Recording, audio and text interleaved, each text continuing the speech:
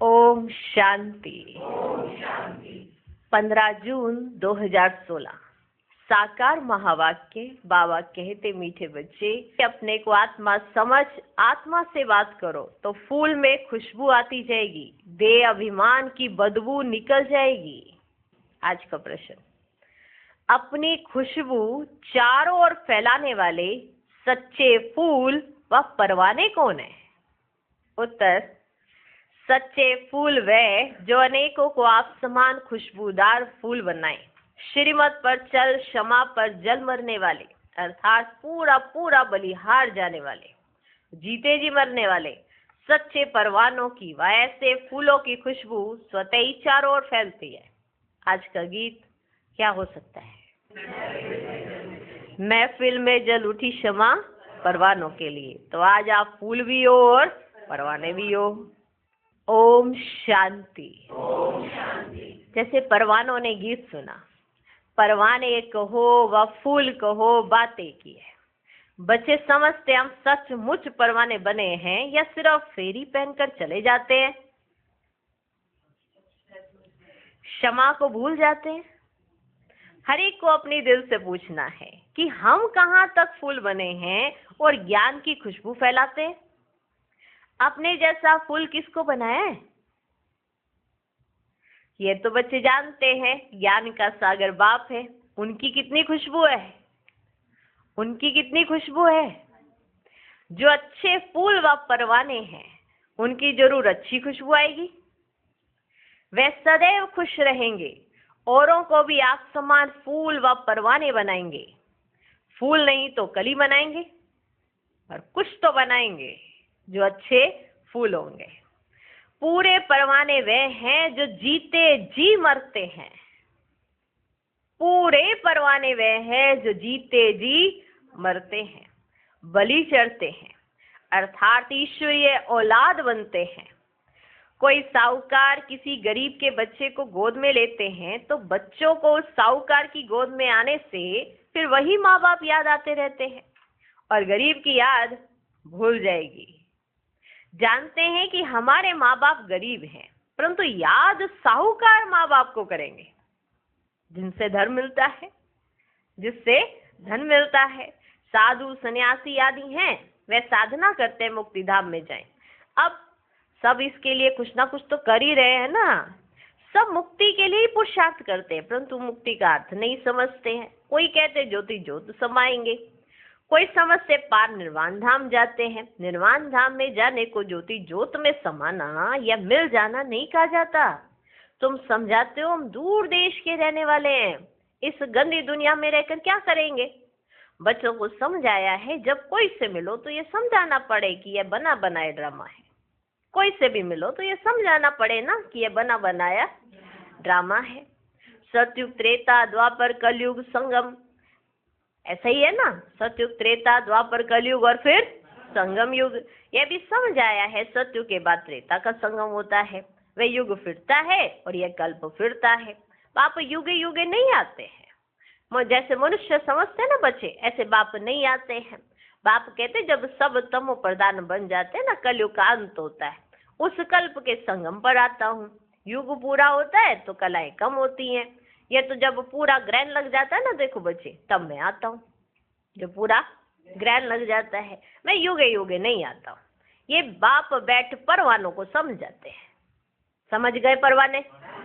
ये बाप बैठ कर परवानों को समझाते हैं। परवानों में भी नंबरवार है, परवानों में भी नंबरवार है। कोई तो जल मरते हैं, कोई फेरी पहनकर चले जाते हैं। श्रीमत पर तुम ही चल सकते हो, अगर कहाँ भी श्रीमत पर ना चले तो माया पछाड़ती रहेगी। अगर श्रीमत पर नहीं चलेंगे तो माया क्या करेगी? पिछाड़ती रहेगी। श्रीमत का बहुत गायन है। श्रीमद भगवत गीता कहा जाता है ना बच्चे। शास्त्र तो बाद में बैठ जिन्होंने बनाए, तो उस समय बुद्धि रजो होने के कारण समझा कि कृष्ण द्वापर में आया है। बुद्धि उस समय क्या थी? रजो। समझे?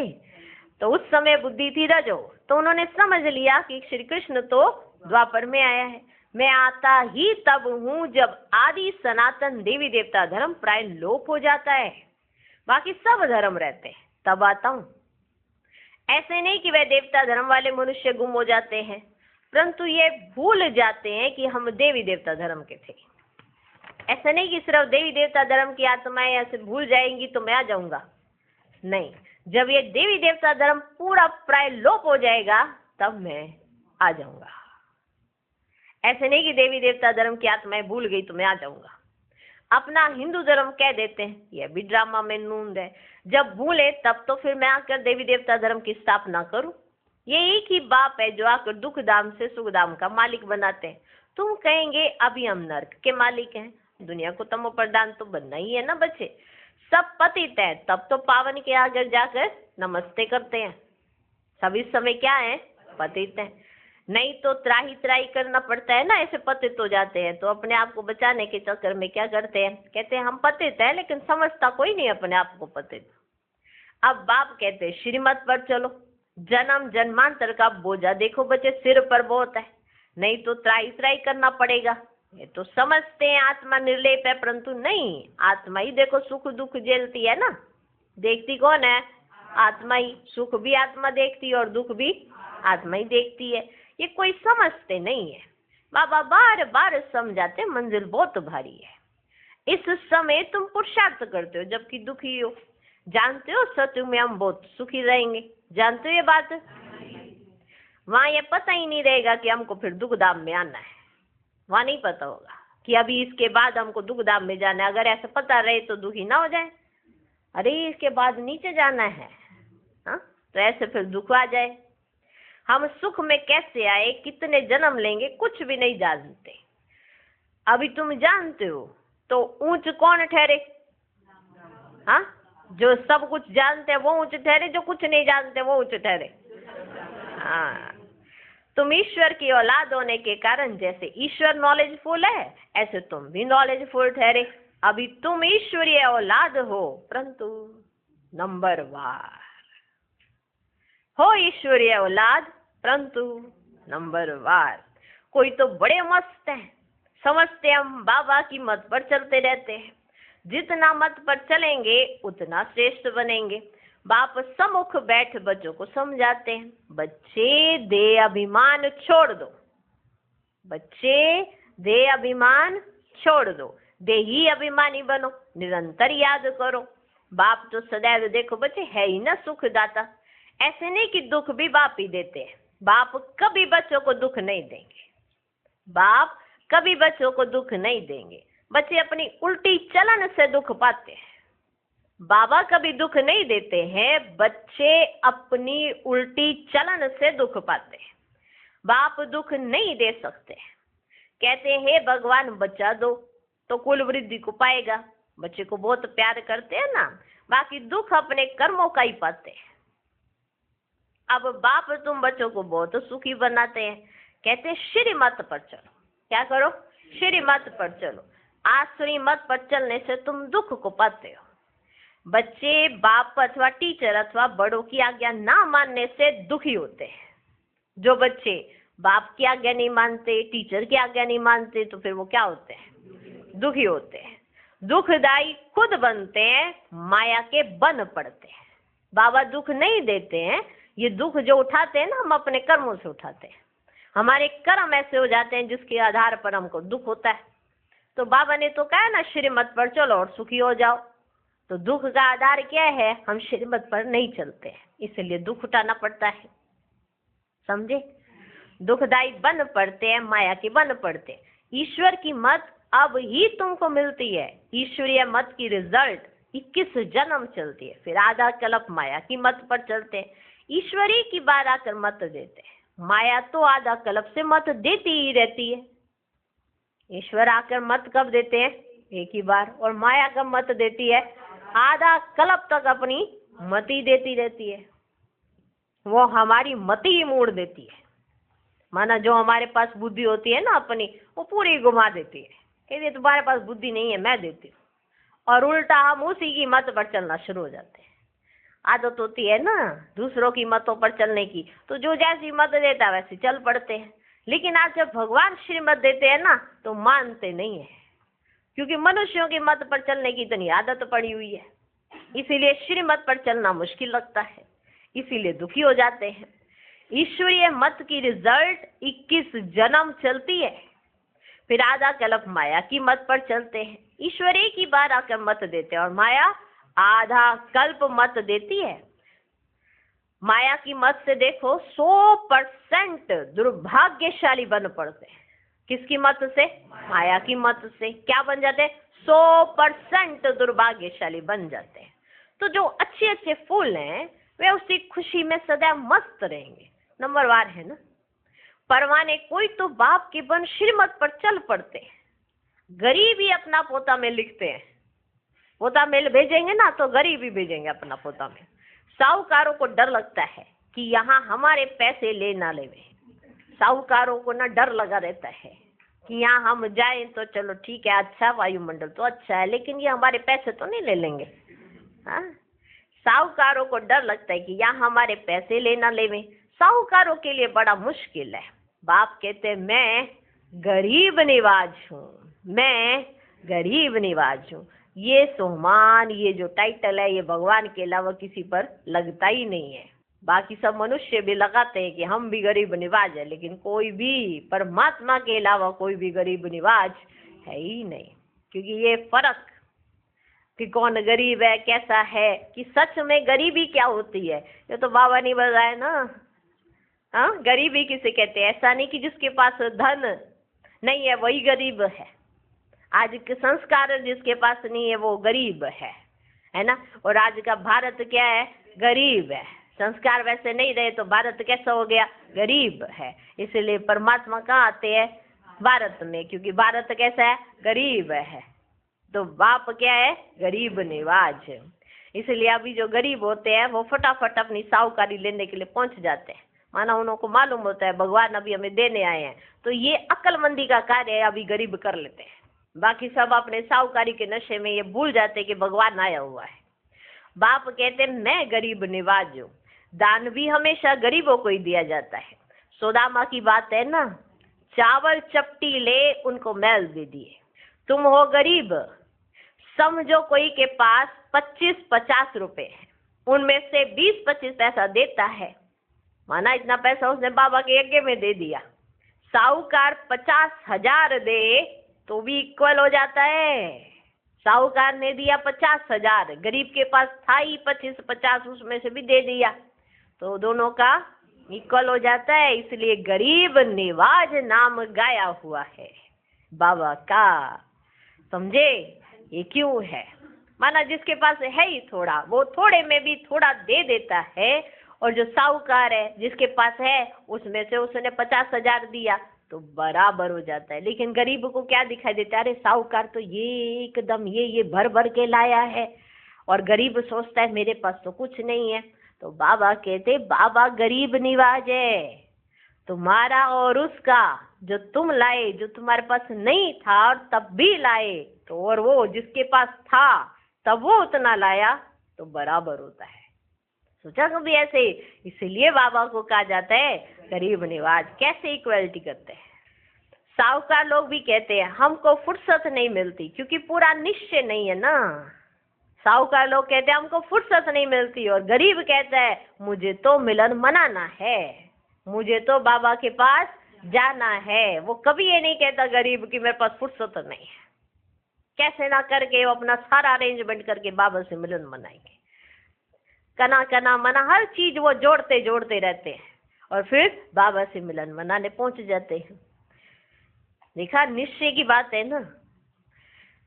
साहूकार लोग कहते हैं हमको फुर्सत नहीं मिलती, क्योंकि पूरा निश्चय नहीं है। तुम हो गरीब, गरीबों को धन मिलने से खुशी होती है। बाबा ने समझाया यहाँ के गरीब वहाँ साहूकार बन जाते हैं, और यहाँ के साहूकार वहाँ गरीब बन जाते हैं। ये वंडरफुल राज किसी को पता नहीं था, संगम पर पता पड़ा। क्योंकि यहाँ पर साहूकारी देखकर ना कई बच्चों के अंदर ये संकल्प आ जाता है कि आखिरकार भी इन्हों को इतनी लॉटरी क्यों मिल रही है।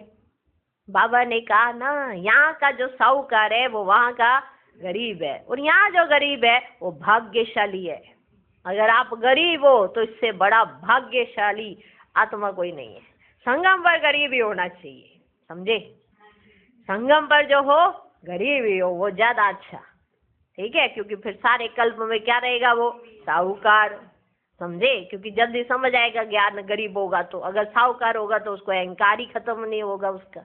इसीलिए गरीबी अच्छी, तो संगम पर गरीबी अच्छी, समझे? कई बच्चों के अंदर आ जाता है ना कि ऐसे बाबा ने कहा यहाँ लगाना यहाँ लगाना, हम नहीं लगा पाते, देखो हमारे पास इतना धन नहीं है। थोड़ा तो है तो थोड़ा थोड़ा करके करना लगाओ, ज्यादा जास्ती बाबा कहते भी नहीं है, बस अपना जमाई तो करना है ना। साहूकार 50,000 दे, तुम 20 भी दोगे तो बराबर हो जाता है। जिसके पास है ही 50, उसमें जो 20-30 दे रहा है, तो फिर सोचो हाँ कितनी वंडरफुल बातें बाबा बताते हैं। तो यहाँ के गरीब वहाँ साहूकार बन जाते और वहाँ के साहूकार यहाँ गरीब बन जाते। कई कहते हैं हम यज्ञ का ख्याल रखें व कुटुंब का ख्याल रखें। मैं कुछ समझ सा नहीं आ रहा कि हम यज्ञ का ख्याल रखें या कुटुंब का ख्याल रखें, किसका ख्याल रखें? बाबा कहते तुम अपने कुटुंब की बहुत अच्छी संभाल करो भैया, उसी का ख्याल रखो। अच्छा है जो तुम इस समय गरीब हो, साहूकार होते तो बाप से पूरा वर्षा ले नहीं सकते। सन्यासी ऐसे नहीं कहेंगे, वे तो पैसे लेकर अपनी जागीर बनाते हैं। शिव बाबा थोड़े ही बनाएंगे। या मकान आदि सब तुम बच्चों के लिए अपने लिए बनाए हैं, ये तुम सब बच्चों ने अपने लिए तो बनाए ना मकान आदि। यह किसकी जागीर नहीं, यह तो टेम्परेरी है, क्योंकि अंत समय बच्चों को यहाँ आकर रहना है। हमारा यादगार भी यहाँ है, तो पिछाड़ी में यहाँ आकर विश्राम लेंगे। बाप के पास भागेंगे वह जो योग युक्त होंगे, वे भागेंगे बाबा के पास। मैं तो चला बाबा के पास, कब क्या होगा कुछ पता नहीं है, तो भागेंगे वो बाबा के पास। परंतु कौन? जो योग युक्त होंगे, उन्हों को मदद भी मिलेगी। बाप की बहुत मदद मिलती है। तुमको यहाँ बैठ विनाश देखना है। जैसे शुरू में बाबा ने तुम बच्चों को बहलाया है, फिर पिछाड़ी में बहलाने शुरू करेंगे, बहुत प्यार करेंगे। जैसे बैकुंठ में बैठे हैं, बहुत नजदीक होते जाएंगे। या तो समझते हैं कि हम यात्रा पर है, थोड़े समय के बाद विनाश होगा, तुम बहुत खुश हो जाएंगे, बस हम जाकर प्रिंस बनेंगे। किस्म किस्म के फूल हैं। हर एक बच्चे को समझना चाहिए मैं कितनी ज्ञान की खुशबू दे रहा हूँ, किसको ज्ञान और योग की शिक्षा देता हूँ। जो करते हैं वे अंदर प्रफुल्लित रहते हैं। बाबा जान जाते हैं कि ये किस अवस्था में रहते हैं, इनकी अवस्था कहाँ तक गैल्प करेगी। गैल्प उनकी करेगी जो परवाना बन चुका होगा। बाप सब जाते हैं माया के तूफान तो बहुत आएंगे, उनसे अपने को बचाना है। अब ये राजयोग परम पिता परमात्मा आकर सिखलाते हैं, परमात्मा आकर आत्माओं को समझाते हैं। आत्मा को ज्ञान है, मैं आत्मा अपने इस ब्रदर्स आत्मा को समझाती हूँ। जैसे परमात्मा बाप परमात्मा बच्चों को समझाते हैं ना, हम भी आत्मा है, बाबा हमको सिखलाते हैं, हम फिर इन आत्माओं को समझाता हूँ। परंतु ये आत्मापन का निश्चय ना होने के कारण ना अपने को मनुष्य समझ मनुष्य को ही समझाते हैं। मैं परमात्मा तुम आत्माओं से बात करता हूँ, तुम आत्माओं को सुनाता हूँ। ऐसे तुम देही अभिमानी होकर किसको सुनाएंगे ना तो बच्चे, तो वह झट तीर लग जाएगा। ऐसे देही अभिमानी बनना पड़े, माना आत्मा समझो और फिर आत्मा को बैठकर ज्ञान सुनाओ। अगर खुद ही देही अभिमानी नहीं रह सकते तो धारणा करा नहीं सकते। ये बड़ी ऊंची मंजिल है। बुद्धि में ये रहना चाहिए कि हम इन ऑर्गन्स के द्वारा सुनते हैं। बाप कहते हैं हम आत्माओं से बात करते हैं। बाबा का फरमान है अशरीरी बनो, देह अभिमान छोड़ो, मेरे को याद करो। ये बुद्धि में आना चाहिए। हम आत्मा से बात करता हूँ, शरीर से नहीं। बल फीमेल है, उनकी भी तो आत्मा से बात करते हैं। तुम बच्चे जानते हो और समझते हो हम बाबा के तो बन गए, परंतु नहीं। तुम बच्चे समझते हो, तुम बच्चे समझते हो हम बाबा के तो बन गए, परंतु नहीं। इसमें बड़ी सूक्ष्म बुद्धि चलती है। मैं आत्मा हूँ, मैं इनकी आत्मा को समझाता हूँ। यह हमारा भाई है, इनको रास्ता बताना है, आत्मा समझ रही है। ऐसे समझो तब आत्मा को तीर लगे। जब ज्ञान सुनाते हो ना तो आत्मा देख के सुनाते हो या ऐसे ही सुनाते हो, ये कौन है ये क्या है, ऐसे थोड़ा सुनाना चाहिए। आत्मा समझ के ही सुनाना चाहिए। समझते हो ये बात? समझ में आ गया? देह को देख कर सुनाते हो ना तो आत्मा सुनती नहीं है। देह को देखकर सुनाते हो तो आत्मा सुनती नहीं है। पहले ये वार्निंग दो कि मैं आत्मा से बात करता हूँ। आत्मा को ना तो मेल ना फीमेल कहेंगे, आत्मा तो न्यारी है। मेल फीमेल शरीर से नाम पड़ता है ना बच्चे। जैसे ब्रह्मा सरस्वती को मेल फीमेल कहेंगे, शिव बाबा को ना मेल ना फीमेल कहेंगे। तो बाप आत्माओं को समझ जाते हैं। बड़ी मंजिल है, पॉइंट्स बड़ी कड़ी है। आत्मा को इंजेक्शन लगाना है, आत्मा को इंजेक्शन लगाना है, तब देह अभिमान टूटता है, तब देह अभिमान टूटता है। नहीं तो खुशबू नहीं आएगी, ताकत नहीं आएगी, खुशबू भी नहीं आएगी, ताकत भी नहीं आएगी, और ताकत रहेगी ही नहीं। बात तो बहुत छोटी है, हम आत्मा से बात कर रहे हैं। बाप कहते तुमको वापिस जाना है, इसलिए देही अभिमानी बनो, मन मना भव, फिर ऑटोमेटिकली मध्याजी भव आ जाता है। अभी बड़ी सूक्ष्म बुद्धि मिलती है। कैसी बुद्धि मिलती है? सूक्ष्म बुद्धि मिलती है। सवेरे में बैठ विचार सागर मंथन करना है, दिन में तो सर्विस करनी है क्योंकि कर्म योगी है। लिखा भी हुआ है, नींद को जीतने वाले बनो, नींद को जीतने वाले बनो, रात को जागकर कमाई करो। दिन में तो माया का बड़ा बखेरा है, दिन में तो माया का बड़ा बखेरा है। अमृत वेले वायुमंडल अच्छा है। बाबा को यह तो लिखते नहीं कि फलाने टाइम पर उठकर विचार सागर मंथन करते हैं, ये तो बताते ही नहीं। बड़ी मेहनत है, विश्व के मालिक तुम बनते हो, यहाँ तो हद के मालिक को। पानी की हद पर भी कितना झगड़ा चलता रहता है ना। पानी के लिए भी देखो कितनी मारो मारी चलती है, तूने मेरा पानी ले लिया, तूने मेरा पानी, पानी के पीछे लड़े जा रहे हैं क्योंकि है नहीं ना पानी। अब जब पानी नहीं होता तो कितना झगड़ा होता है पानी के ऊपर। तुमने कितना पानी लिया, कितने लीटर ले लिया, 2 बाल्टी, आए थे 1 बाल्टी लेने, बस झगड़ा शुरू। और पहले तो पानी को पिलाना, पानी को देना पुण्य समझा जाता था क्योंकि पूरा ही था। अभी जिस चीज की शॉर्टेज होती है उसी चीज के लिए मारो मारी हो रही है ना, उसी चीज के लिए मारो मारी। झगड़ा हुआ, लड़ाई हुई, किसकी वजह से? पानी की वजह से। अभी दूध खरीदते हैं तो दूध की कितनी संभाल करते हैं, ऐसे आज का मनुष्य पानी की संभाल कर रहा है क्योंकि दूध जैसा हो गया ना पानी। पानी की हद पर भी कितना झगड़ा चलता रहता है, दुश्मनी लगी पड़ी है। आपस में एक दो को ब्रदर समझते नहीं, सिर्फ ऐसे ही कह देते कि हम सब एक है। एक तो हो ना सके, अनेक आत्माएं हैं, सबका अपना अपना पार्ट है। तुम यहाँ बैठे हो, कल पहले भी बैठे होंगे।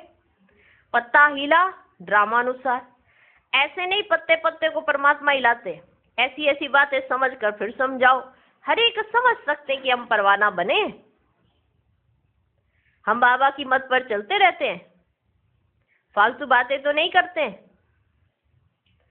कहाँ अपना पैसा पाप की तरफ तो नहीं लगा रहे हैं, कहाँ अपना पैसा पाप की तरफ तो नहीं लगा रहे हैं, फालतू बातें तो नहीं करते हैं। हम बाबा की मत पर चलते हैं, हम परवाना बने हैं।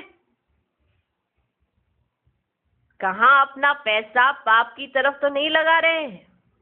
अच्छा, मीठे मीठे सिकिलधे बच्चों प्रति माता पिता बाप दादा का याद प्यार और गुड मॉर्निंग। रूहानी बाप की रूहानी बच्चों को नमस्ते।